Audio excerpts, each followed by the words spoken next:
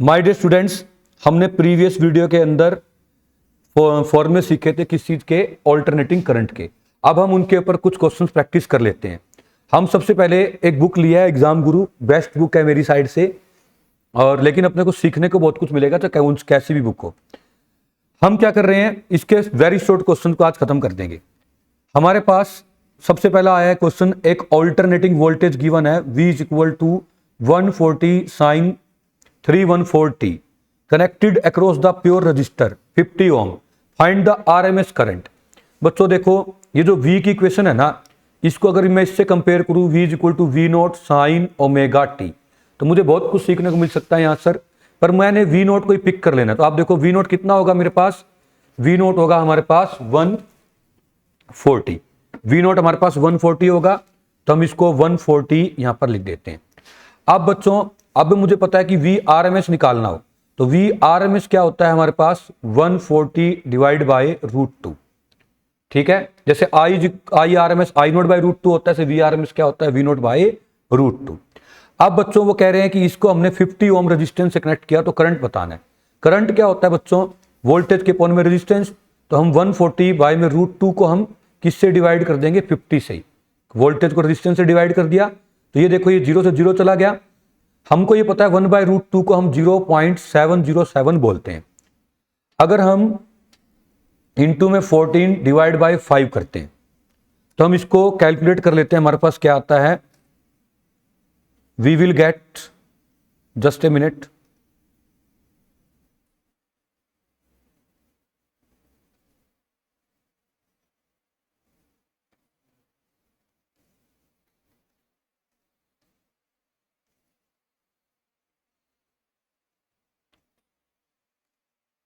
हमारे पास आ जाएगा बच्चों 0.707 इंटू में अपने को करना है 14 डिवाइड बाय अपने को करना है 5, तो हमारे पास 1.97 अप्रोक्सीमेट हम कह सकते हैं, हमारे पास आ जाएगी वैल्यू 2।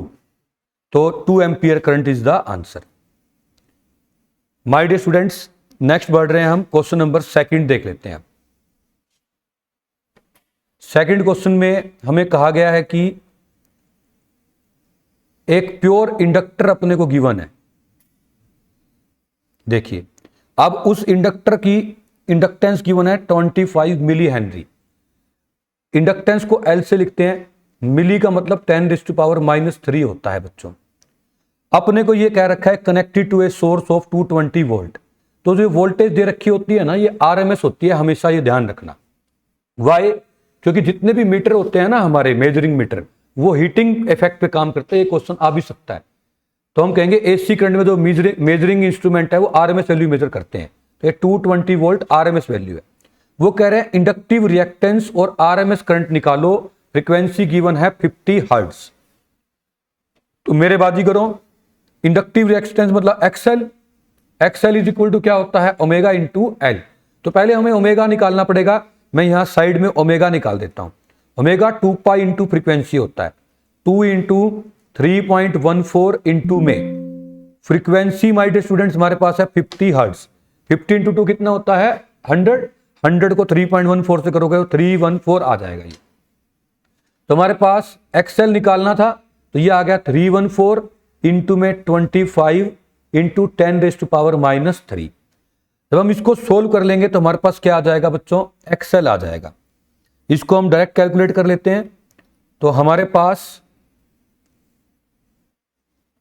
हम देखते हैं कितना दे रखा है अपने को, 314 इंटू में 25 इज इक्वल टू 7850। 10⁻⁻3 है, मतलब अपने को कितने से डिवाइड करना है, 1000 से। तो ये 7.85 बन गया हमारे पास। माय डियर स्टूडेंट्स, इसकी यूनिट होती है ओम, इसको ओम में लिख देंगे। फिर हमसे पूछा गया RMS वैल्यू ऑफ करंट बताओ। देखिए बच्चों, हमको पता है करंट होता है वोल्टेज के अपॉन में रेजिस्टेंस, क्योंकि इंडक्टर की रेजिस्टेंस को XL बोलते हैं। तो हमको वोल्टेज गिवन थी 220 वोल्ट, क्वेश्चन में गिवन है। इसको हम डिवाइड करते हैं 7.85 से। वोल्टेज कितनी है हमारे पास, 220। तो 220 को जब हम 220 को हम डिवाइड करते हैं 7.85 से, तो हमारे पास आ जाता है 28। हेंस जो करंट आ जाएगा आरएमएस वैल्यू वो हमारे पास आ जाएगी 28 एम्पियर। आई होप आपको ये समझ आ गया होगा। हम थर्ड क्वेश्चन की ओर चलते हैं। थर्ड क्वेश्चन में बच्चों देखते हैं अपने को क्या कह रखा है। वो कह रहे हैं ग्राफ शोन है, वो रिप्रेजेंट करते हैं वेरिएशन ऑफ ऑपोजिशन मतलब resistance offered by circuit element to the flow of AC. AC के रास्ते में रेजिस्टेंस को ऑफर करते हैं with the frequency of applied EMF. इसमें ये कह रहे हैं कि बस एसी अपने को सर्किट दे रखा है क्योंकि एसी की फ्रीक्वेंसी होती है, भाई करंट हमने डीसी नहीं लगाया। आइडेंटिफाइड द सर्किट, सर्किट बताना है ए कौन सा होगा बी कौन सा होगा। माय डियर स्टूडेंट्स देखिए फ्रीक्वेंसी बढ़ रही है लेकिन रेजिस्टेंस ऑपोजिट वाला रेजिस्टेंस है वो नहीं बढ़ रही, तो इसका मतलब ये क्या होगा खुद रेजिस्टेंस होगा, सर्किट में रजिस्टर लगा होगा सॉरी। तो ए कंपोनेंट हमारा रजिस्टर है क्योंकि रजिस्टर जो है वो फ्रीक्वेंसी पे डिपेंड नहीं करता। इसके बाद चाहे एक्सएल हो उसका फॉर्मूला क्या होता है ओमेगा एल, ओमेगा एल मतलब 2 pi into frequency into L. चाहे एक्ससी हो वो क्या होता है 1 बाई ओमेगा सी मतलब 2 पाई फ्रीक्वेंसी सी। ये दोनों ही फ्रीक्वेंसी पे डिपेंड करते हैं। अब देखो रेजिस्टेंस जो है फ्रीक्वेंसी के साथ बढ़ रही है, यहाँ पे बस फ्रीक्वेंसी को न्यू से लिखा है हम एफ से लिख रहे हैं। वो किस चीज का केस है हमारा एक्सएल का, इसमें डायरेक्टली का केस है। तो हमारे पास हम क्या कह सकते हैं कि फ्रीक्वेंसी बढ़ेगी तो एक्सएल बढ़ेगा। हेंस ये जो सेकंड बी वाला सर्किट है ये इंडक्टर है। क्लियर है यहां तक, कंटिन्यू करें। नेक्स्ट आ जाते हैं क्वेश्चन नंबर 4 पे। 4 पे हमारे पास क्या आता है बच्चों, explain why current flow through an ideal capacitor when it is connected to AC. Star question है बच्चों, ये पूरी बुक ही अपने आप में स्टार है। हर क्वेश्चन को ध्यान से 2-2 बार आप समझना। वो कह रहे हैं कि आइडियल कैपेसिटर जो है वो एसी को ही अलाउ करता है लेकिन डीसी को अलाउ नहीं करता, ऐसा क्यों। तो हमारे पास इसका राज छुपा हुआ है एक्ससी में। एक्ससी का फॉर्मूला क्या होता है बच्चों हमारे पास 1 बाय ओमेगा सी। इसी को हम क्या बोलते हैं बच्चों XC is equal to 1 by 2 pi into frequency C. अब क्लियर है यहां तक। आप देखिए जो फ्रीक्वेंसी होती है ना वो डीसी के लिए फ्रीक्वेंसी 0 होती है क्योंकि डीसी अपने आप को चेंज ही नहीं करता पॉजिटिव नेगेटिव में। जब आप यहां 0 पुट करोगे तो एक्ससी जो इन्फिनिटी आ जाएगा। तो हम लिखेंगे पहले ये पूरी एक्सप्लेनेशन लिख देंगे और देखिए ये ऑल इंडिया एग्जाम में आया हुआ है मतलब सीबीएसई के अंदर आया हुआ है। तो बच्चों हम लिख देंगे कि क्योंकि प्योर अगर डीसी होगा तो डीसी के लिए रेजिस्टेंस जो है कैपेसिटर की रेजिस्टेंस इनफाइनाइट हो जाती है इसलिए डीसी को अलाउ नहीं करता, ऐसे एक्सप्लेन कर देंगे। हम लिख देंगे hence capacitor not allow DC to pass through it. My dear students next question हम आ जाते हैं क्वेश्चन नंबर 5 में। देखिए क्वेश्चन नंबर 5 में अपने को कहा गया है कि एक एलिमेंट है एक्स, सॉरी एक एलिमेंट है एक्स, उसको जब एसी से कनेक्ट करते हैं ना तो वोल्टेज π/2 से लीड कर रही है। वोल्टेज लीड करे तो अपना फार्मूला लगाइए एलईआईस वाला। इंडक्टर केस में वोल्टेज क्या करती है पहले आती है, आइस से हम क्या समझते हैं कैपेसिटर केस में करंट पहले आता है। तो वोल्टेज लीड या ईएमएफ लीड किस में करती है, किस में करती है इंडक्टर में करती है। तो हेंस इसका आंसर क्या आ जाएगा इंडक्टर आ जाएगा, बस इसका 1 वर्ड का आंसर। आ जाते हैं क्वेश्चन नंबर 6 पे।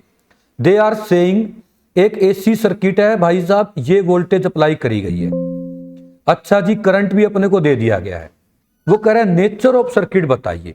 माय डियर स्टूडेंट्स आप देखिए ये जो कोस है ना कोस को हम 90 प्लस थीटा लिख सकते हैं। इसका मतलब करंट जो है ना वो इससे क्या चल रहा है 90 डिग्री आगे चल रहा है। क्लियर है। तो ये कह रहे हैं सर्किट का नेचर क्या होगा, तो हम कहेंगे जो आई की इक्वेशन है ना वो है एक्चुअली में 8 साइन 90 प्लस थीटा, मतलब 300t प्लस में 90 कर देता हूं क्योंकि sine 90 plus theta cos theta होता है। तो आप बताइए करंट 90 डिग्री आगे है या नहीं, अगर मैं इन दोनों इक्वेशन को देखूं वोल्टेज वाली और इस इक्वेशन को देखूं। समझ आ गई यहां तक। मैं एक बार रिपीट कर देता हूं। मैंने पहले कोस को सिंप्लीफाई करके साइन लिखा जिससे प्लस में π/2 आ गया। प्लस में π/2 आने का मतलब क्या होता है करंट 90 डिग्री आगे चल रहा है। तो ये कौन सा सर्किट होगा बच्चों, ये होगा कैपेसिटिव सर्किट। इसका भी 1 वर्ड का आंसर आएगा, पर पूरा एक्सप्लेन कर देना क्योंकि इसमें लिखा है गिव रीजन। आगे बढ़ रहे हैं, आप लिख देना कि as current is this, current is 90 degree lead कर रहा है, current is leading by angle 90 degree. Hence बच्चों खुद से आप लिख लेना। आ जाते हैं क्वेश्चन नंबर 7 पे। वो कह रहे हैं what is power dissipated in AC circuit in which E is equal to this much and current is this. My dear students, आप ध्यान से देखें तो हमको पावर का फार्मूला पता होता है। पावर का क्या फार्मूला होता है बच्चों? ERMS IRMS cos phi. तो हम देखें ERMS IRMS cos फाई को देख रहे हैं, तो ERMS को मैंने ऐसे लिख दिया, IRMS को भी लिख दिया। अब cos फाई 90 डिग्री है बच्चों। Question is very easy. First time आपको थोड़ा अजीब लगेंगे, जब आप इसके आगे थर्ड और सेकंड थर्ड जब इसकी एक्सरसाइज करेंगे तो सारे क्वेश्चन जाने पहचाने आने लग जाएंगे। यहां पर π/2 का फेज डिफरेंस दिखाई दे रहा है अपने, देखिए, क्योंकि यहाँ पे EMF जो है ना वो 90 डिग्री आगे चल रही है और जो साइन है वो खाली ω t है, बट ये ω t प्लस π/2 है। तो हम कहेंगे पावर जो है वो जीरो, एवरेज पावर जीरो होगी, क्योंकि ERMS IRMS cos फाई होता है। जब 90 डिग्री पुट करोगे ना फेज डिफरेंस तो cos 90 जीरो हो जाएगा, तो पूरी चीज जीरो हो जाएगी। आप पूरा रीजन लिख देना कि जो करंट है वो 90 डिग्री पीछे है, 90 डिग्री का फेज डिफरेंस है। समझ आ रही है सबको यहां तक? तो hence average power is zero. 8th question देख रहे हैं, वो कह रहे हैं state which of two capacitor और inductor tends to become short when the frequency of applied alternating voltage is very high value. देखिए बच्चों, क्वेश्चन समझने में इसमें ज्यादा इंपॉर्टेंस है। 50% बच्चों के क्वेश्चन ही समझ नहीं आता ऐसा। वो कह रहे हैं हाई फ्रीक्वेंसी पे कैपेसिटर शॉर्ट होगा या इंडक्टर शॉर्ट होगा।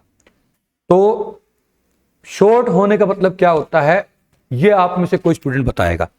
ठीक है चिराग, क्या होता है शॉर्ट होने का मतलब? मनदीप, शॉर्ट होने का मीनिंग क्या होता है? करंट का कम होना, कम होना या मैक्सिमम होना? करंट एट मैक्सिमम, ज्यादा, मैक्सिमम होना। मैक्सिमम होना। Very good Chirag and Mandeep. Short का मतलब होता है कि रेजिस्टेंस जीरो हो जाए। ठीक है, मतलब आपने डायरेक्ट वायर लगा दी, कहते हैं ना शॉर्ट सर्किट हो गया। तो अब हमने डायरेक्ट वायर लगा दी, ये इसका मतलब ये क्या कहना चाहते हैं? कैपेसिटर के केस में या इंडक्टर के केस में हाई फ्रीक्वेंसी पे कौन जो है कम से कम रेजिस्टेंस दिखाएगा। तो आपने को पता है XC का फार्मूला क्या होता है? 1/2π फ्रीक्वेंसी C। ये ज्यादा होएगा तो ये क्या होगा? कम। तो रेजिस्टेंस कम किस केस में होगी? कैपेसिटर के केस में। कैपेसिटर अलाउ करेगा AC को अपने में से पास करने के लिए। समझ आ रही है? इससे पहले सेम क्वेश्चन था कि DC क्यों नहीं अलाउ करता, उसका भी यही रीजन था। तो हम कह देंगे इस जो कैपेसिटर है ना ये शॉर्ट हो जाता है हाई फ्रीक्वेंसी के ऊपर। आ जाते हैं क्वेश्चन नंबर 9 के ऊपर। 9th क्वेश्चन में कह रखा है ये इंस्टेंटेनियस करंट है, RMS वैल्यू करंट की बताओ और फ्रीक्वेंसी बताओ। Very easy question this is. देखिए बच्चों, हमको इसी क्वेश्चन से दिख रहा है कि जो 5 है ना ये I0 है, तो मुझे IRMS जब निकालना होता है ना तो IRMS क्या होता है? 5/√2 कर दूं, ये इतने एम्पियर आ गया। और वैसे 1/√2 को 0.707 इंटू में 5 हम बोल सकते हैं। इसको सोल्व कर लेंगे, हमारे पास 3.535 आ जाएगा। फिर भी इसको आप चेक कर लीजिएगा। अब वो कह रहे हैं फ्रीक्वेंसी बताओ। माय डियर स्टूडेंट्स, अगर मैं इस इक्वेशन से कंपेयर करूं कि I is equal to I0 sine ω t होता है, तो आप ओमेगा देखो कितना है? 314। ठीक है, तो अगर ओमेगा हमारे पास 314 है, ओमेगा होता है 2π into frequency is equal to क्या आ गया? 314। तो फ्रीक्वेंसी कितना आ जाएगा? 314 डिवाइड बाय 2π। क्लियर है यहां तक? अब आप देखिए पाई कितना होता है? 3.14, साथ में 2 भी है, ये कट के 100 आ जाएगा, फिर ये कट के कितना आ जाएगा? 50। तो 50 हर्ट्ज हमारा इसका आंसर आ जाएगा। होप्स बच्चों आपको अच्छे से समझ आ रहा होगा। फिर भी अगर कहीं पे भी प्रॉब्लम आ रही हो तो कमेंट बॉक्स में आप लिख देना, ताकि मैं नेक्स्ट टाइम उन चीजों को इंप्रूव कर सकूं। नेक्स्ट हमारे पास आता है क्वेश्चन नंबर 10। 10th क्वेश्चन आता है, they are saying current flowing through a pure inductor. Pure inductor में करंट अपने को ये दे रखा है और भाई साहब अपने को इंडक्टेंस दे रखी है। मनदीप बताएगा इंडक्टेंस क्या होती है। मनदीप, इसका सिंबल क्या होता है? L। Very good. तो इंडक्टेंस मतलब अपने को इसकी जो है वो दे रखा है, L is given to us 2। यहां पर मिली का मतलब क्या होता है? 10⁻⁻3। ये इंडक्टेंस गिवन है। करंट का फॉर्मूला गिवन है 15 cos 300t। अब वो कह रहे हैं what is RMS value. My dear students, देखिए करंट की मैक्सिमम वैल्यू तो अपने पास आ ही गई है 15, और अगर आरएमएस निकालनी है तो आई आरएमएस क्या होगा 15/√2, या हम कह दे 0.707 इंटू में 15। ये हम सोल्व कर लेंगे इसको। अब हमारे पास आता है एवरेज वैल्यू ऑफ करंट तो हो गया। अच्छा, एवरेज वैल्यू बतानी है बच्चों। एवरेज वैल्यू होती है 0.637 इंटू आई नोट। आई नोट कितना है 15 है, तो 15 से मल्टीप्लाई कर देंगे, हमारे पास एवरेज वैल्यू आ जाएगी। पर एक गलती हम कर बैठे इसमें, वो आपको ध्यान देना है। अभी हमने पढ़ा नहीं कंप्लीट साइकिल के लिए। जब भी एसी होता है ना बच्चों, तो कंप्लीट साइकिल के लिए एवरेज वैल्यू 0 होती है, क्योंकि जितना चार्ज प्लस में जाता है उतना माइनस में आता है। तो इसकी डेफिनेशन आपको पता होगी, तो आप तभी एवरेज वैल्यू का क्वेश्चन कर पाएंगे। फुल साइकिल के लिए एवरेज चार्ज ट्रांसफर ही नहीं होता। क्लियर है यहां तक? तो ये एक चकमा क्वेश्चन था। माय डियर स्टूडेंट्स, वो कह रहे हैं प्रूव करो कि आइडियल कैपेसिटर जो है वो पावर को कंज्यूम नहीं करता। माय डियर स्टूडेंट्स, ये क्वेश्चन मैंने आपको समझाते टाइम भी बताया था, बहुत इंपॉर्टेंट है, फिर से भी बता रहा हूं। अगर आपने इसकी फॉर्मूला वाली वीडियो नहीं देखी ना, तो पहले फॉर्मूला रिवीजन वाली वीडियो जरूर देखें। P जो है उसका फॉर्मूला होता है IRMS ERMS इंटू में cos फाई। अब फेज डिफरेंस जो होता है ना कैपेसिटर के केस में, वो 90 डिग्री होता है, और cos 90 कितना होता है 0। तो हमने प्रूव कर दिया। आगे बढ़ते हैं बच्चों। वो कह रहे हैं पावर डिसिपेट कितना होगा एसी सर्किट के अंदर, जिसमें वोल्टेज ये दे रखी है और करंट ये दे रखा है। तो मैं ये चीज पूछना चाहूंगा चिराग जी से। चिराग कितना आंसर आएगा एवरेज पावर का? 0 इज द करेक्ट आंसर। क्योंकि देखो बच्चों, वोल्टेज के अंदर 90 डिग्री आगे चल रही है वोल्टेज करंट से, तो 90 डिग्री का जब भी फेज डिफरेंस होता है, उस केस में अभी अभी हमने ऊपर किया है ना, वही फार्मूला यूज हो जाएगा। तो आपने को साफ दिख रहा है, इसका आंसर क्या आएगा 0 आ जाएगा। आगे बढ़ते हैं बच्चों। नेक्स्ट है इंस्टेंटेनियस करंट एंड वोल्टेज अपने को दे रखी है, इसमें भी पावर पूछी है। माय डियर स्टूडेंट्स, अब इसमें देखो, इन दोनों में देख के बताओ, इन दोनों में देख के मनदीप, क्या इनमें कोई फेज डिफरेंस है? Yes sir. कितने का? 0। वेरी गुड, 0 का फेज डिफरेंस है, तो मतलब फेज डिफरेंस नहीं है। यस सर के बोला आपने, फेज डिफरेंस नहीं है इसका मतलब। चलो आंसर ठीक दिया 0 का। तो अब बच्चों वो फार्मूला नहीं लग सकता। अब हमारे पास क्या फार्मूला होता है? क्या फार्मूला होता है सर, कौन बताएगा? फॉर्मूला क्या होता है बच्चों? थोड़ा लाउड बोलना, पास आके बोलो। IRMS cos phi. Very good. Average power का फॉर्मूला IRMS, मतलब कि क्या मैं I0/√2 बोल दूं? ERMS क्या E0/√2 बोल दूं? cos phi. cos 0 डिग्री लिखते क्योंकि फेज डिफरेंस अभी अभी मनदीप ने अभी भी आंसर दिया था कि 0 है, तो cos 0 तो 1 होता है। तो आपको कि सर RMS क्यों नहीं लिखा? क्योंकि ना अपने पास पीक वैल्यू है, वोल्टेज की भी 50 और इसकी क्या 10, तो हम कह देंगे 10 करंट की वैल्यू है, मैक्सिमम वैल्यू वोल्टेज की क्या है 50, क्योंकि E और V सेम चीजें होती है ना, अपॉन में 2 भी कर देंगे, तो ये 500 के बारे में 2 मतलब 250 वोल्ट आ जाएगा। हेंस अपने पास आंसर आ गया। होप सो आप सबको समझ आ रही होगी ये चीज। नेक्स्ट हम बढ़ते हैं क्वेश्चन नंबर 14 पे आ जाते हैं बच्चों। क्वेश्चन नंबर 14 देख लेते हैं, कहां चला गया 14। My dear students, they are saying what will be effect on inductive reactance मतलब XL and capacitive reactance if frequency is increase. तो बच्चों देखिए, सारा कुछ उन्हीं फॉर्मूले वाली वीडियो से हम कर सकते हैं। तो हमारे पास एक्सएल का फॉर्मूला देखते हैं। पहले अपने को कौन बताता है एक्सएल का फॉर्मूला क्या होता है?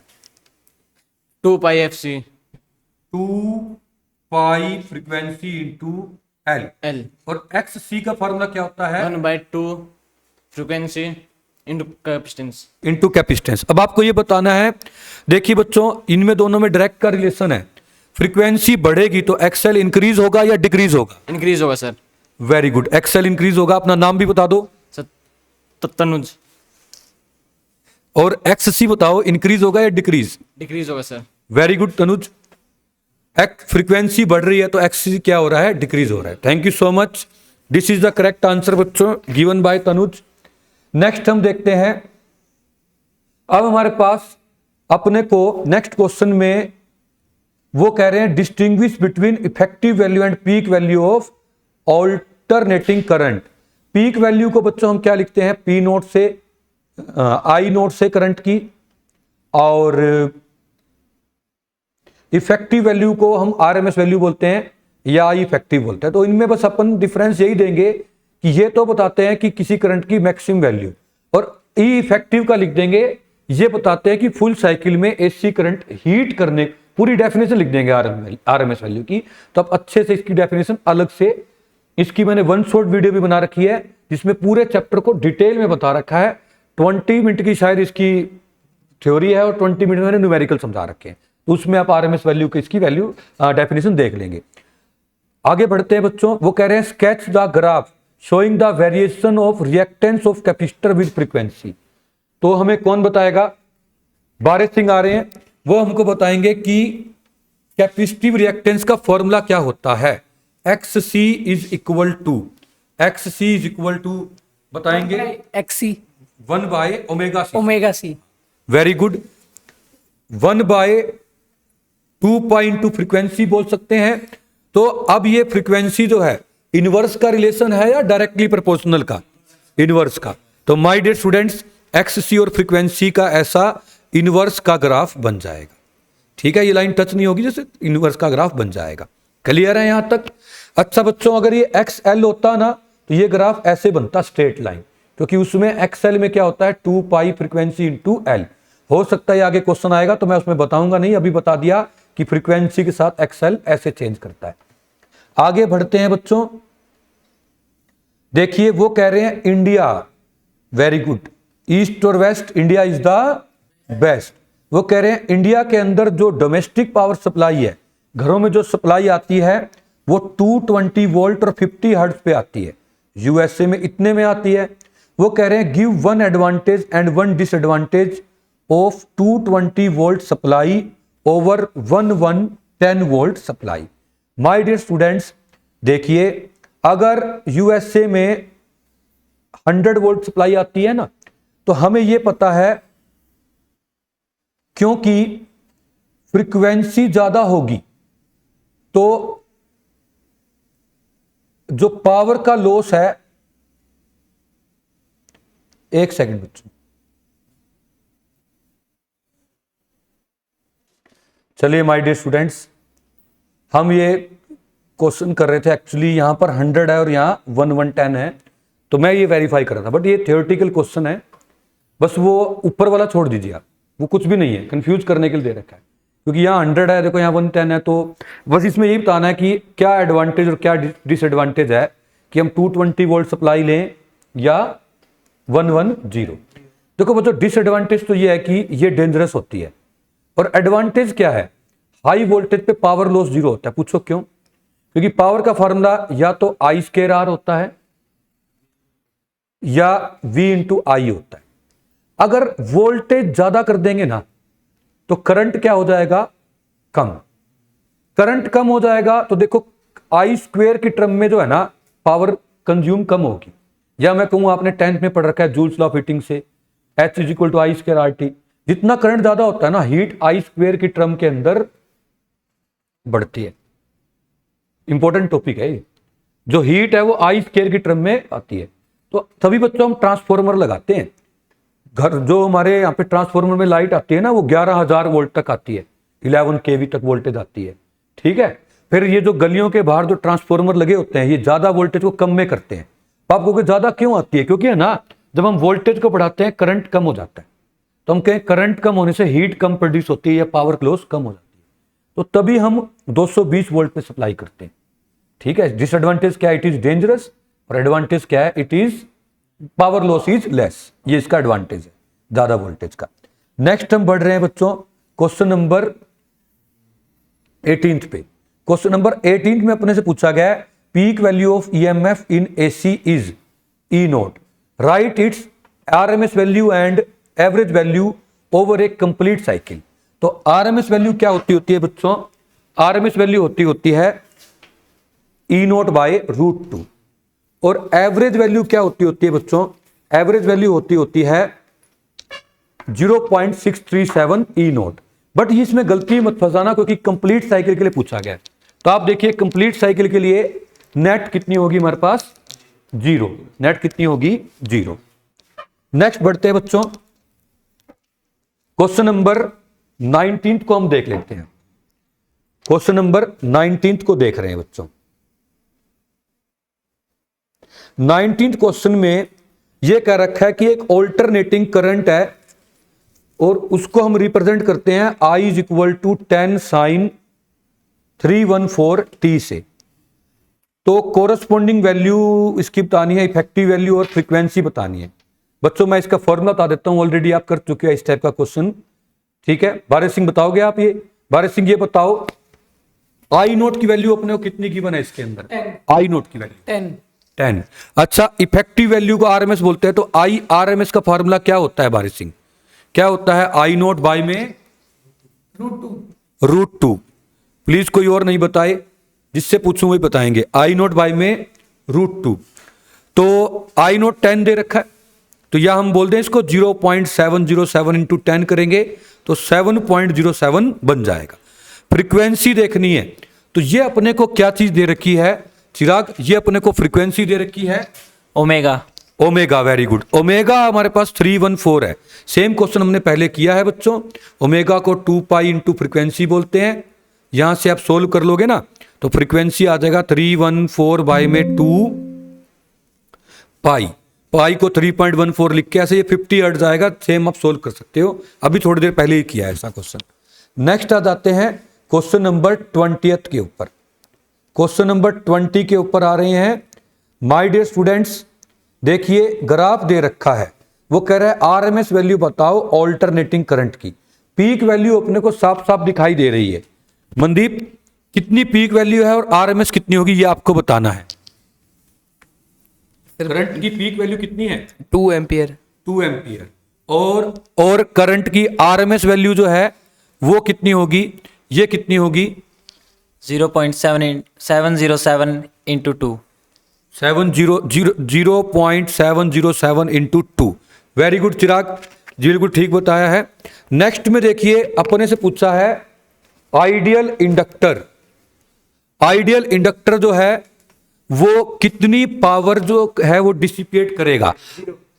कितनी करेगा? 0। Very good, 0 is the correct answer. Because हमारे पास पावर का फॉर्मूला होता है IRMS इंटू में cos फाई। क्योंकि इंडक्टर केस में फाई 90 होता है, इसलिए आंसर कितना आ जाएगा? 0। आप देख रहे हैं बच्चों क्वेश्चन फिर से रिपीट होना स्टार्ट हो चुके हैं। स्टार्टिंग में ये यूनिट थोड़ी टफ लगती है। अगर एक बार हम इसके क्वेश्चन आंसर स्टार्ट कर देंगे तो ये यूनिट 1 डे के अंदर हम कंप्लीट कर सकते हैं और रिवाइज तो हम 1 आवर के अंदर कर लेंगे। माय डियर स्टूडेंट्स, आगे बढ़ते हैं। 21st क्वेश्चन, ये हम लास्ट क्वेश्चन करते हैं जो कि वेरी शॉर्ट का लास्ट क्वेश्चन बनेगा। देखिए बच्चों, इसके अंदर कह रखा है एक ऑल्टरनेटिंग करंट दे रखा है। ये अपने को ऑल्टरनेटिंग करंट दे रखा है।